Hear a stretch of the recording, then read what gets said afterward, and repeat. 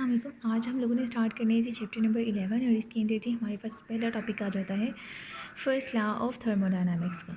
ठीक है जी, पहला जो टॉपिक है हमारा वो है फर्स्ट लॉ ऑफ थर्मोडायनामिक्स। और इसके अंदर जी हम देखेंगे एक इक्वेशन। पहले अमाउंट ऑफ हीट जो है वो इक्वल होती है एनर्जी चेंज प्लस वर्क के। ठीक है जी, अमाउंट ऑफ हीट को हम क्यू से रिप्रेजेंट कर देंगे और एनर्जी चेंज को हम डेल्टा ई से रिप्रेजेंट कर देंगे और उसके बाद जो वर्क है उसके लिए हम डब्ल्यू लिख देंगे।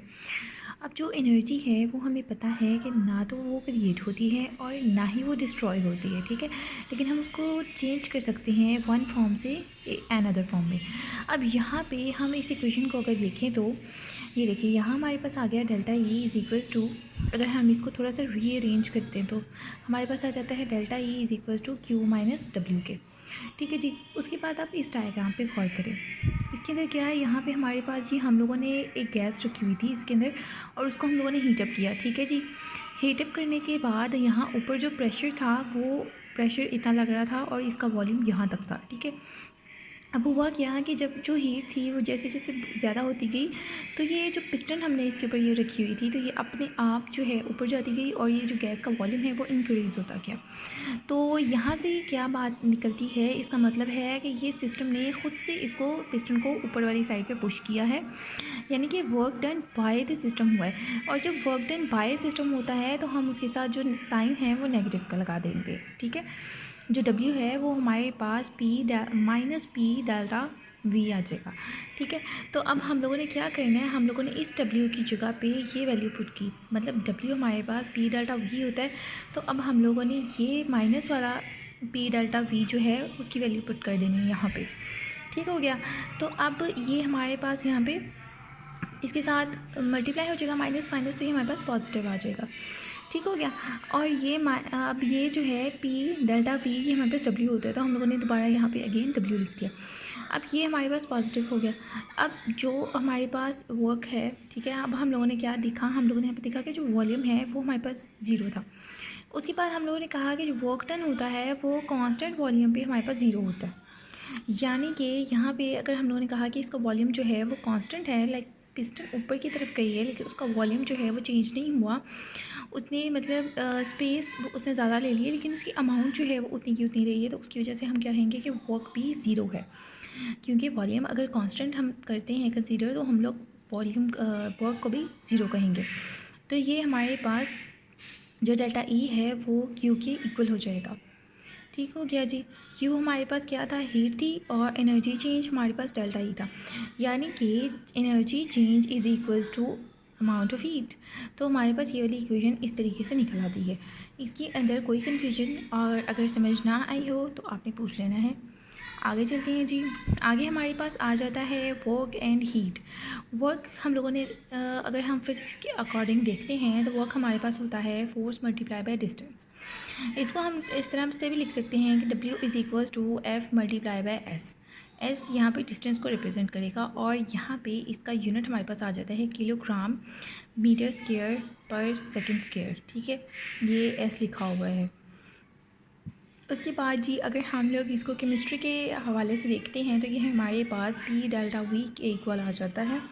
और अगर हम लोग इसका यूनिट देखें तो वो भी हमारे पास इसी तरीके से निकल आता है। हमारे पास किलोग्राम, यहाँ पे हम लोग इसको फोर्स ओवर एरिया कर लेते हैं, उसके बाद हमारे पास किलोग्राम मीटर पर सेकंड स्क्वायर आ जाता है और इसमें डिवाइडेड का मीटर स्क्वायर आ गया।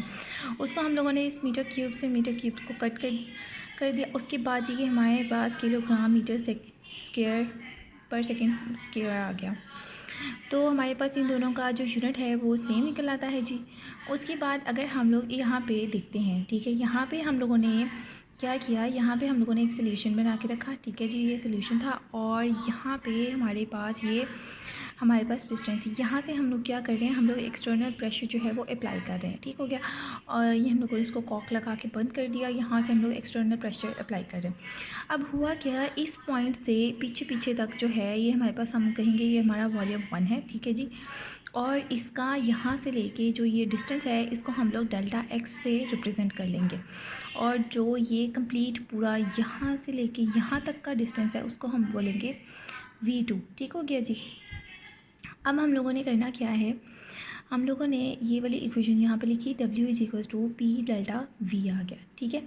उसके बाद P जो था वो हमारे पास F डिवाइडेड बाय ए, यानी कि फोर्स डिवाइडेड बाय एरिया आ गया। उसके बाद ये हमारे पास ये वाली चीज़, ये जो डिस्टेंस था हम लोगों ने वो लिख दिया, ठीक है जी, डिस्टेंस आ गया। और उसके बाद हम लोगों ने एरिया के साथ उसको मल्टीप्लाई कर दिया, तो एरिया जो था वो एरिया से कैंसिल हो गया। उसके बाद ही हमारे पास ये वाली चीज़ बच जाती है।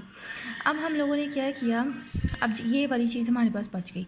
अब इसके अंदर अगर हम लोग यहाँ पे चेक करें कि एंगल अगर कोई बन रहा है, तो मतलब यहाँ से ये वाला जो एंगल होता है एक ही लाइन पे पॉइंट पे जो बनता है उसको हम कहते हैं कि वो 180 का एंगल होता है। तो यहाँ पे कॉस थीटा हम लगा देंगे, कॉस थीटा से मल्टीप्लाई किया, यानी कि 180 का एंगल था यहाँ पे हमारे पास, ठीक है जी।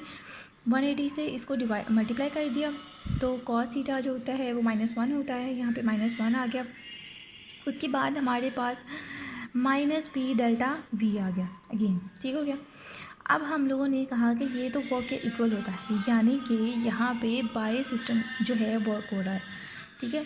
ये भी जो सारी वर्किंग हो रही है ये बाय द सिस्टम हो रही है। उसके बाद अगर हम लोग यहाँ पे देखें क्यू को, यानी कि अमाउंट ऑफ हीट को देखें, अगर तो वो पॉजिटिव है मतलब कि वो एब्जॉर्ब हो रही है, और अगर वो नेगेटिव है मतलब कि वो रिलीज़ हो रही है। जैसे हम लोगों ने एक्सोथर्मिक और एंडोथर्मिक रिएक्शंस देखे होते हैं, उसके अंदर भी जब हम लोग हीट दे रहे होते हैं, यानी कि एक रिएक्शन को करने के लिए हीट चाहिए होती है, वो हीट एब्जॉर्ब करके रिएक्शन हो रहा होता है, तो वहाँ पे भी हम पॉजिटिव का साइन लगाते हैं।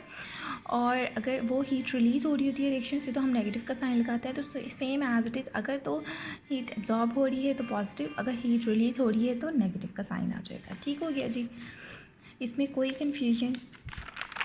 आगे चलते हैं जी। आगे हमारे पास यहाँ पे हमारे पास आ जाती है इंथैल्पी को देखेंगे। यहाँ पे हमारे पास हीट कांस्टेंट जो है वो H रिप्रेजेंट कर रहा है, और ये होता है हमारे पास स्टेट ऑफ फंक्शन, ठीक है। State of function delta H भी हम इसको रिप्रेजेंट कर लेंगे। उसके बाद जी हमारे पास यहाँ पे H जो था वो हमारे पास इक्वल होता है E प्लस W की, यानी कि एनर्जी प्लस वर्क के। उसके बाद जी हीट जो है वो हमारे पास E वैसे रहेगा, और W का हमारे पास प्रेशर एंड वॉल्यूम आ जाएगा, ठीक है जी।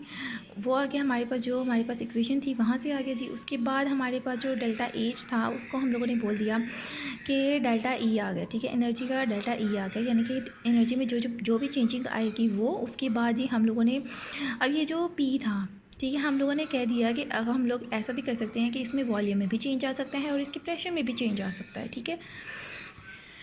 यानी कि वॉल्यूम में भी चेंज आ सकता है और प्रेशर में भी चेंज आ सकता है। तो हम लोगों ने दोनों ही लिख दी, यानी कि P डेल्टा V भी लिख दिया और V डेल्टा P भी लिख दिया, ठीक है। यानी कि दोनों में चेंज आ सकता है, तो हम लोगों ने दोनों कंडीशन ही यहाँ पे लिख दी। उसके बाद जी हम लोगों ने क्या किया, हम लोगों ने यहाँ पे बोल दिया पहले कि हमारे पास वॉल्यूम जो है, हमारे पास जो प्रेशर है वो ज़ीरो है, ठीक है। प्रेशर पहले हम लोगों ने कांस्टेंट कर दिया, तो वो वाली चीज़ हमारे पास से रिमूव हो जाएगी। V के साथ ज़ीरो को मल्टीप्लाई करेंगे तो ज़ीरो ही आ जाएगा। उसके बाद ही हम लोगों ने बोल दिया हमारे पास जो डेल्टा V है ना वो भी ज़ीरो है, यानी कि हमारे पास ये वाली चीज़ भी जो है कैंसिल आउट हो जाएगी। तो हम लोग पहुँच गए यहाँ पर, यानी कि हम लोगों ने बोल दिया कि जो हीट की चेंजिंग है वो अप्रॉक्सीमेटली इक्वल होती है एनर्जी की चेंजिंग के साथ, ठीक है जी। अब हमारे पास हमें ये कोई इक्वेशन पता थी कि जो डेल्टा E है ना वो इक्वल होता है Q प्लस वर्क के, ठीक है जी। Q किसके, यानी कि अमाउंट ऑफ हीट के, हमें ये वाली इक्वेशन पता थी। अब हम लोगों ने जो वर्क का था, यानी कि वर्क जो था उसका भी हम लोगों को पता था कि ये होता है डेल्टा -P, और माइनस जो था वो आ गया -P डेल्टा V के, ठीक है। माइनस क्यों आया, ये वाला साइन जो हम लोगों ने चेंज किया वो क्यों किया, आपको पता है कि जब बाय द सिस्टम होता है तो हम यहाँ पे साइन चेंज करते हैं। तो हमारे पास जी वो साइन चेंज हो गया। उसके बाद ही हम लोगों ने कह दिया कि यहाँ पे ये पॉजिटिव में भी हो सकता है, यानी कि हो सकता है कि सिस्टम बाय सिस्टम हो या ऑन सिस्टम हो। इस वजह से हम लोगों ने दोनों साइन ही यहाँ पे पुट कर दिए, ठीक है जी। तो जब हम लोगों ने दोनों कर दिए तो दोनों आपस में कैंसिल हो गए, और जो हमारे पास ये डेल्टा H था वो हमारे पास अमाउंट ऑफ हीट के इक्वल आ गया, ठीक है जी। चेंज इन हीट जो था वो अमाउंट ऑफ हीट के इक्वल आ गया। तो इस तरह से ये हमारे पास इक्वेशन जो है वो क्रिएट हो जाती है, हमें इंथैल्पी की यहाँ से समझ आ जाती है। उसके बाद ही हम अगले टॉपिक की तरफ चलते हैं, जो हमारे पास है कैलोरी मीटर, ठीक है जी। कैलोरी मीटर में हमारे पास क्या होता है कि ये बेसिकली होता है कि हमारे पास एक इंस्ट्रूमेंट होता है, एक ऐसा इंस्ट्रूमेंट होता है जो हमें हीट फ्लो के बारे में बताता है, ठीक है जी। हीट फ्लो के बारे में किस तरह से बताता है कि ये देखिए यहाँ पे हम लोगों ने एक बीकर लिया, वो हमारे पास साइज़ में थोड़ा बड़ा था, ठीक है। उसके बाद यहाँ पे हमने इसको कॉटन वूल, हाँ समझ लें, हमने यहाँ पे इसके कॉटन वूल से लगा दिया, इसको आइसोलेट कर दिया, ठीक है जी। उसके बाद हम लोगों ने इसके अंदर एक दूसरा बीकर रखा, उसके अंदर हम लोगों ने फॉर एग्जांपल यहाँ पे हम लोगों ने NaOH का और ACl का जो सोल्यूशन था वो हम लोगों ने इसके अंदर तैयार कर लिया। उसके बाद ये हमारे पास एक स्टिरर आ गया, ये वाली जो स्टिक सी आपको नज़र आ रही है लाइन सी, ये हम लोगों ने स्टिरर को रिप्रेजेंट कर दिया। इस तरह से हम इसके अंदर स्टिरिंग कर रहे हैं। उसके बाद ये जी इसके अंदर हम लोगों ने एक थर्मोमीटर रख दिया और ये वाली जो चीज़ है ये इसके ऊपर एक लिड, एक ढक्कन दे दिया। इसको हम लोग आइसोलेटेड स्टॉपर भी कहते हैं, ठीक है। तो अब इसमें क्या होगा, हम लोगों ने बेसिकली इस इंस्ट्रूमेंट के थ्रू हम लोगों ने जानना है कि इसके अंदर जो हीट का फ़्लो है वो किस तरह से है। उसके लिए हम बोलेंगे कि इसके अंदर जो प्रेशर है वो हमारे पास कांस्टेंट है और इसकी जो वॉल्यूम है वो भी हमारे पास कांस्टेंट है, ठीक है। एस मिस हो गया था, ये हमारे पास कांस्टेंट है। उसके बाद जी अब हम लोगों के पास क्या आ गया, हम लोगों ने ऊपर हमारे पास ये है कि जो हीट है, ठीक है, अमाउंट ऑफ हीट जो है वो हमारे पास चेंज एनर्जी के इक्वल है, चेंज एनर्जी के, ठीक है जी। उसी के बाद हम लोगों ने एक ये वाली इक्वेशन को ड्राइव किया हुआ था, हम लोगों ने वो वाली इक्वेशन भी यहाँ पे पुट ऑन कर दी। उसके बाद अब हम लोग बता रहे हैं कि यहाँ पे कि जो C होता है वो हमारे पास एक स्पेसिफिक कांस्टेंट होता है, स्पेसिफिक हीट ऑफ रिएक्शन, ठीक है जी। स्पेसिफिक हीट ऑफ रिएक्शन होता है। अब हम लोगों ने क्या निकालना है, हम लोगों ने इसके अंदर से इसकी अमाउंट ऑफ हीट निकालनी है, ठीक है। अमाउंट ऑफ हीट हम लोगों ने निकालनी है। ये देखें Q जो है वो हमारे पास अमाउंट ऑफ हीट होती है, ठीक है जी। हम लोगों ने अमाउंट ऑफ हीट को ड्राइव करना है। उसके लिए हम क्या करेंगे, जाहिर है हम लोगों ने यहाँ पे जो सोल्यूशन रखा है उसका एक मैस होगा, हम लोगों ने वो लिख दिया। उसके बाद जी हम लोगों ने ये वाला जो कांस्टेंट था वो आ गया। और उसके बाद ये जो थर्मोमीटर है ये इसी वजह से कि इसके अंदर जो हम लोग टेम्परेचर की चेंजिंग कर रहे हैं उसको नोट कर सकें, तो हम लोगों ने देख लेना है वो टेम्परेचर की चेंजिंग को देख लेना है। उसके बाद इन सबको मल्टीप्लाई कर लेना है, इसका प्रोडक्ट जो है वो हमारे पास चेंज इन हीट आ जाएगा, अमाउंट ऑफ हीट आ जाएगा, ठीक हो गया जी। उसके बाद ही हमारे पास अगला टॉपिक आ जाता है, वो हमारे पास है हेसिस लॉ का। हेसिस लॉ के टॉपिक में हमारे पास क्या आता है, law of constant heat summation, ठीक है जी। ये हमारे पास क्या होता है, समेशन, हीट ऑफ समेशन। इसके अंदर हम लोगों ने देखना है कि यहाँ पे एक रिएक्शन है हमारे पास, ठीक है। ए जो है वो बी में कन्वर्ट हो रहा है, यानी कि उसका इनिशियल जो है वो ए और जो फाइनल पे प्रोडक्ट मिल रहा है वो हमारे पास है बी। अब इस दौरान क्या है कि कुछ इंथैल्पी हो रही होगी, कुछ चेंजिंग हो रही होगी, ठीक है जी। उसके बाद अब हम लोगों ने क्या किया, ये बेसिकली ये रिएक्शन है, लेकिन जाहिर है ये बिल्कुल एज इट इज़ तो नहीं हो रहा होता, इसके अंदर कुछ और प्रोसेस वगैरह भी हो रहे होते हैं। फॉर एग्जांपल ए जो था वो पहले सी में कन्वर्ट हुआ, देन वो डी में हुआ और फिर देन वो बी में कन्वर्ट हुआ, ठीक है जी। इस तरह से हो रहा होता है। तो अब जाहिर है इसके अंदर जो हीट है, हीट के अंदर चेंजिंग आ रही होगी, वो हम लोगों ने नोट डाउन कर ली कि पहले जो है था वो डेल्टा H1 हुआ, फिर डेल्टा H2 हुआ, फिर डेल्टा H3 हुआ। यानी कि अगर हम इन सब का सम लें तो हमारे पास डेल्टा H निकल आएगा, ठीक है। अब अगर हम लोग ये देखें यहाँ पे इन सब का हम लोगों ने, इसके अलावा भी अगर कोई और भी इसके अंदर साइकिल बन रहा होता, कोई और भी प्रोसेस हो रहा होता तो हम लोग उसको भी यहाँ पे ऐड कर देते हैं, तो हमारे पास डेल्टा H निकल आता।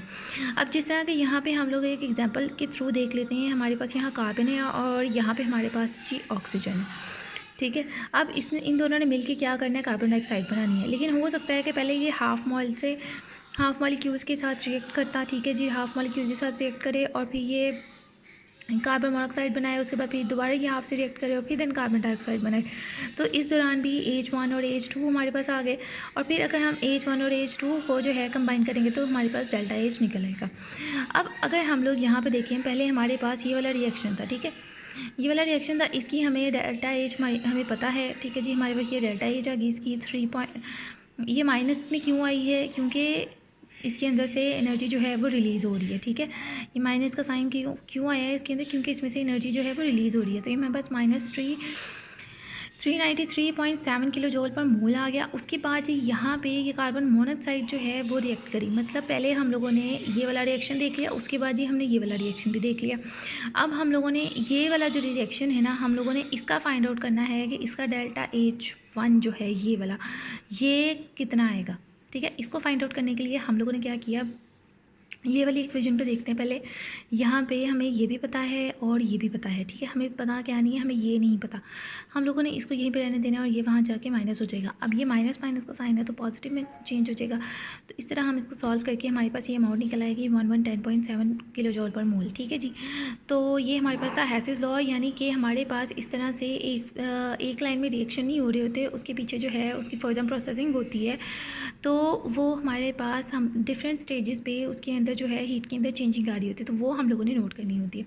अब इसके अंदर रीज़न है कि why we are using this law, हम इस लॉ को इस्तेमाल क्यों कर रहे होते हैं, because we can find enthalpies of all compounds using calorimetry.